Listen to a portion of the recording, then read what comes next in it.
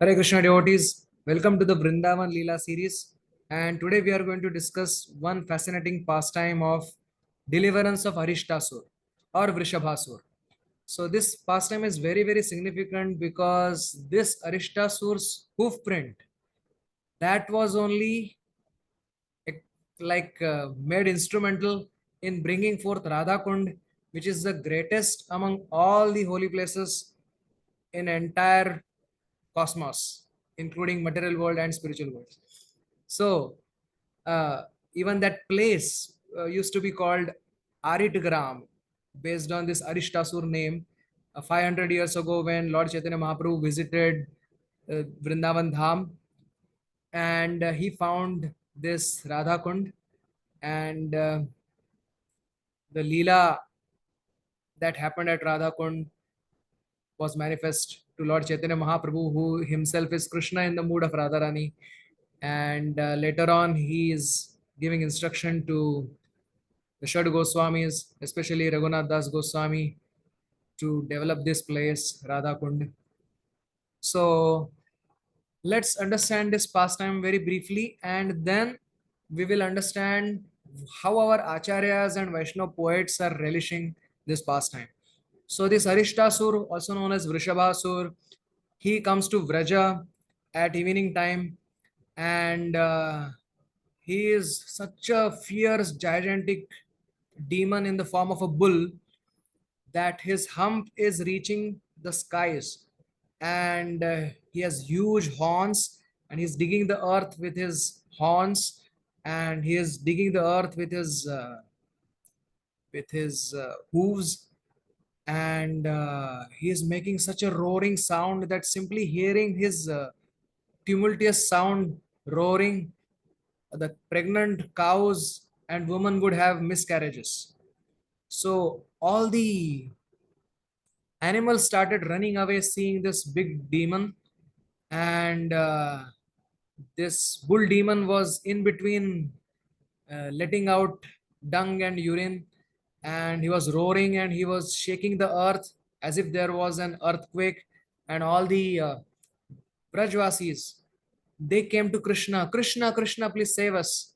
So Krishna, he told this Aristasur that what is the use and what is so bravery in uh, giving trouble to this innocent cowherds and along with this innocent animals. I am the chastiser of enemy. I will show you, like I will give you deal proper punishment to you. And then this bull charges towards Krishna, but Krishna is so nonchalantly putting his hand on the shoulders of his friend Subal, as if he doesn't even care. So, so, and this bull charges at him. Krishna grabs him by his horns and pushes him uh, far distance away. Then this bull becomes almost like unconscious by anger. Then he charges at Krishna again. Krishna holds him by his horns again, and puts him down on the ground and beats him like somebody beats the wet cloth. So, and with his horn, he pulls out his horn. Krishna pulls out the horn of Aristasura, and with that horn only he beats him to death. And all the demigods become so happy that start showering flowers from the sky. So now let's see how our acharyas are relishing this. Srila Sridhar Swami explains, Aristasur could not tolerate the extreme happiness of gopis in their pastimes with Krishna. Therefore, he came to challenge Krishna. So that is the Aristasur mentality. Uh, One of the acharyas, they mentioned that I think it is Saraswati Thakur only or Bhaktivinoda Thakur. They mentioned that this Aristasur is like mundane logic, like not able to understand the spiritual subject matters. Like Krishna's dancing with gopis is absolutely on the spiritual level, but try to bring mundane logic. Why Krishna is enjoying with gopis? Gopis are married, so-called married to somebody else. So how come they are allowed to dance with Krishna? All these stupid questions, they come forth because of mundane logic, because of having mundane reference only. But those who have spiritual intelligence, they understand how Gopis are Swakiya, Swiya Shakti of Krishna. Although they are in Parkiya Bhav, they are Swiya Shakti of Krishna. Just like child playing with his own shadow. Nobody objects that. So this Aristasur represents this mundane logic by which he could not tolerate actually Gopi's extreme happiness in association with Krishna. So he wanted to charge at Krishna, etc. So he came at Pradosh time when Krishna was eager to start his Rasa dance. So that is exactly the time also he chose. Like, just before the Rasa dance, Pradosh time, Krishna was about to start his Rasa dance. That time, this Aristasur barges into the Vraja. So there is one poet, Hari Suri, who is a Vaishnav poet, who is mentioning this uh, as nice poetic expressions. Even seeing Krishna with Vaira Buddhi and being eager to see Krishna, this Aristasur gives up stool and urine and becomes pure. Like, in a poetic way, describing that because he was eager to see Krishna, even with Vaira Buddhi, enmity, he lets out his stool and urine and became pure. That is the glory of Krishna, is saying. So, so Krishna is saying to him that if simply by seeing me you are letting out stool and urine, then definitely you are not a very brave bull. So Krishna is taking it as an opportunity to joke with this bull demon. Very interestingly, uh, I haven't seen Krishna talking to any demon. I mean, this is my observation. At least in Bhagavatam, I haven't heard any demon Krishna has killed. This is the first demon with whom Krishna is having direct talk. Like Krishna is talking to him, addressing him directly. Other demons, he just simply killed them, whether it is Keshi, Vyomasur, Putana, whoever it is. But this demon Aristasur seems like special with to whom Krishna is directly addressing. That is my observation, but you can check out the validity of it. Uh, so same Harisuri, the poet, is saying Krishna kept his hand on the shoulder of his friend to indicate to the bull demon, "You are only namesake Dharmarup.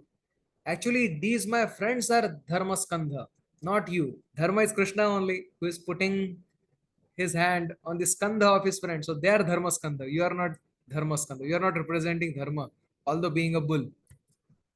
Then he's saying Aristasur's two horns represent Rajogun and Tamogun. Without them, one cannot be angered in the heart. So that is another explanation. How can Krishna call me Manda, although I am brave? Thinking that Aristasur charged at Krishna with Amanda speed, means great speed. So play of words, Manda and Amanda. Krishna called him Amanda. Oh, I will show you how I am not Manda. I am Amanda, like that. He is charging at Krishna with great speed. One who takes shelter of Rajogun and Tamogun is not an adhikari for Smriti or Puranas. This is evident from Aristasur's behavior that although instructed directly by Lord himself, he could not understand anything at all. Lord is only telling him, he is warning him, but he could not understand because he is affected by Rajogun and Tamogun. So Rajoguni and Tamoguni cannot understand scriptures. That is mentioned here.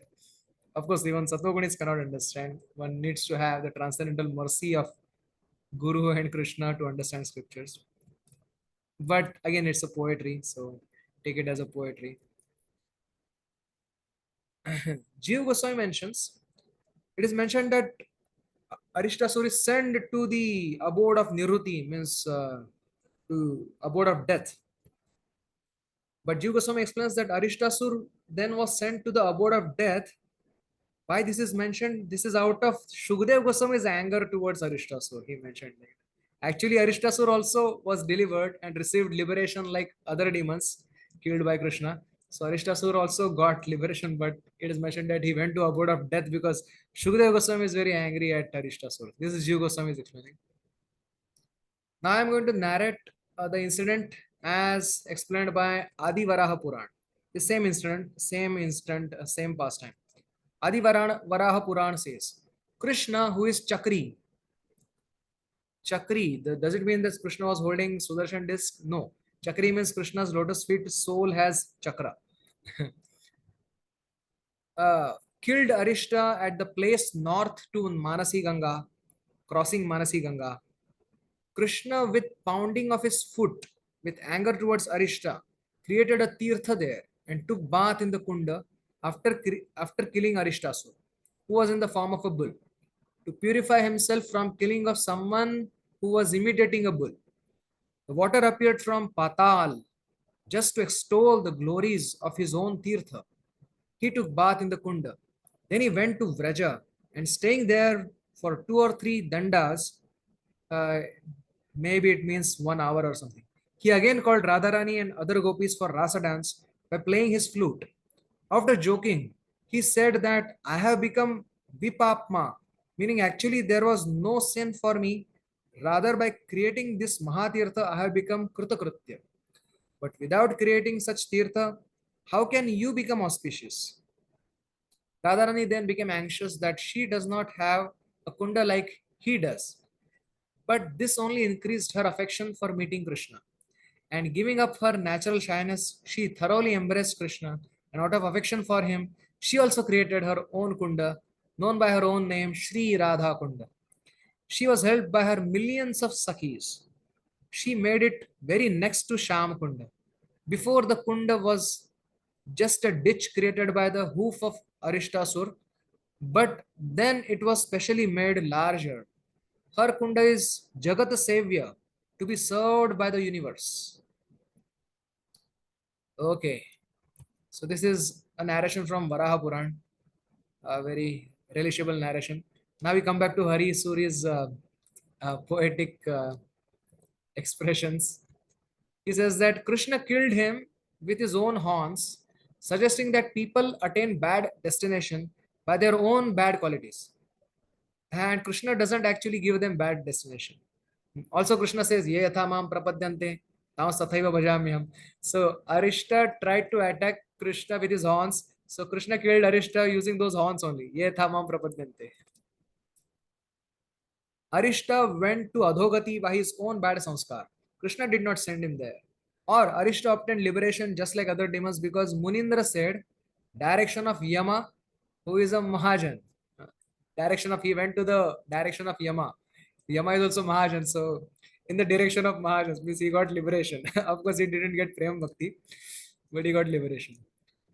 Vrisha is also known as Dharma. So he went to Yama's abode. That means his own abode. So which is fitting, like Yama's abode or Dharma's abode. And Vrisha is also Dharma. So he went to Dharma's abode. So Krishna did a good justice by sending Dharma to Dharma's abode. That is another. Now I am going to discuss a very beautiful pastime mentioned by uh, Srila Vishwanath Chaudhary Thakur in Puranas about the appearance of Radhakund and the beautiful discussion between Radharani and Krishna. Adivara Puran is not giving a detailed discussion, but now we have a very beautiful detailed discussion by Mercy of Srila Vishwanath Chaudhary Thakur. I'm just going to read this. You can relish it. So, Radharani is saying to Krishna, do not touch us, O killer of a bull.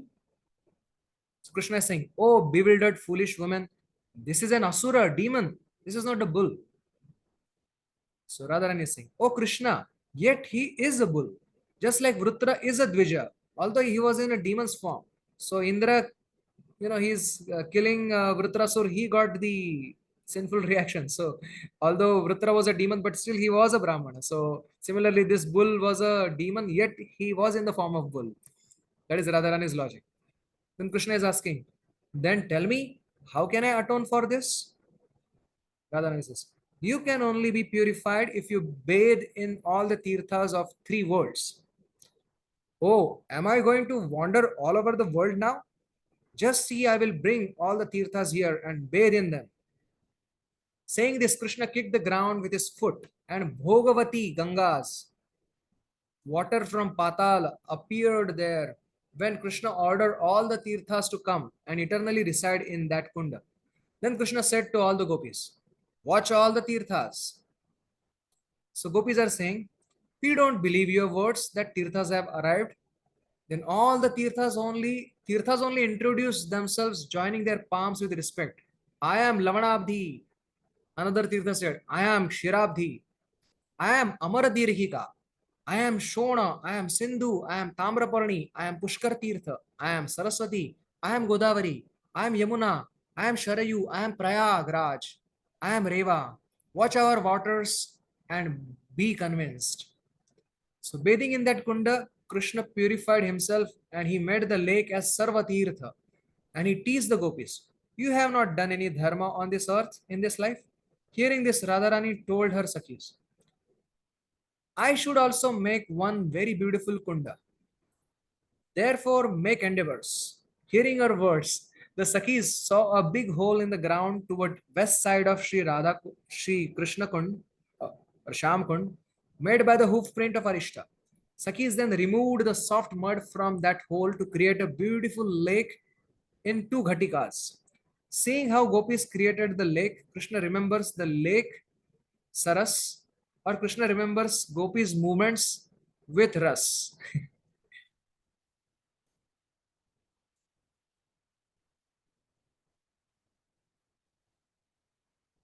Then Krishna tells Sri Radha, "O lotus-eyed one, now please fill this kunda with the water of the tirthas from my lake, along with your sakhis." Radharani then replied, "No, no, no, no. Your kunda water is affected by the sin of Gohatya.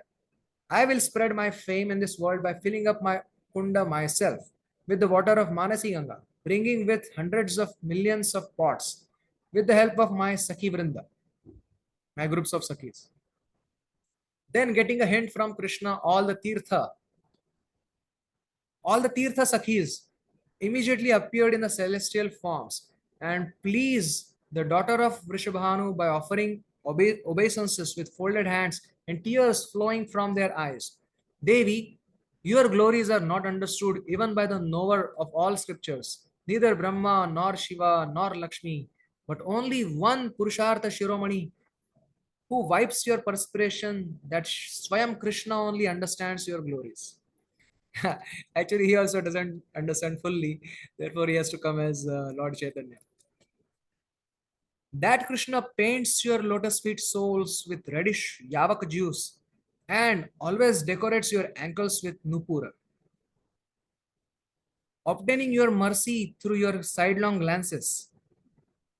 Krishna becomes extremely jubilant and considers himself Parama Dhanyatama.